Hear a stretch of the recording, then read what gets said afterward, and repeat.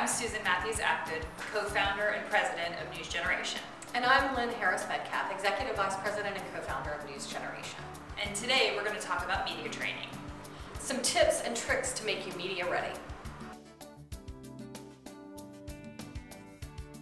A lot of the time when people have had experience in the media, they think that they're ready for the media. And it's really important to look at it as a process rather than an end destination. You know, since it's an art rather than a science, that continual practice is really important as it relates to media training.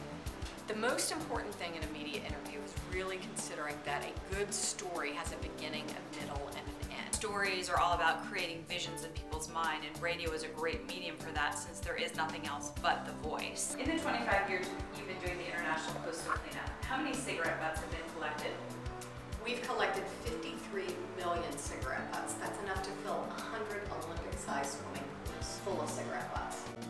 Reporters want someone who is going to be authentic and flexible, to know their topic matter, to be confident in what they're saying, but really be able to answer questions. They want to make sure that the spokesperson's knowledge comes across if they're working in a certain industry and they have a window into that industry that other people might not have. It's important to really keep in mind that reporters have their agenda, you have your agenda, and a good media interview is a meeting of the middle. You want to make sure that you are appealing to all the listeners instead of just that specific few that might really understand the subject matter. It's important to remember that you're always on the record. When you're having a discussion with a reporter, anything that you say to them can be used.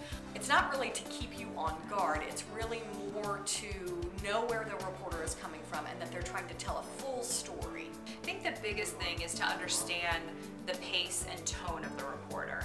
Keep in mind that they are looking for certain things in order to fit their timelines, in order to fit their format. If the reporter asks short questions, they're looking for short answers. If they ask very involved 2- and 3-part questions, then they're ready for a long answer. You can do several things. There's one called bridging, which gives you an opportunity to say yes and then there's also something called flagging, which really gives you an opportunity to correct something and say, I think the most important point here is so-and-so. Also, keep in mind if you don't have time to do a full media training session, just going over your message points and doing a mock interview, something short right before the interviews just to warm you up, that can really go a long way.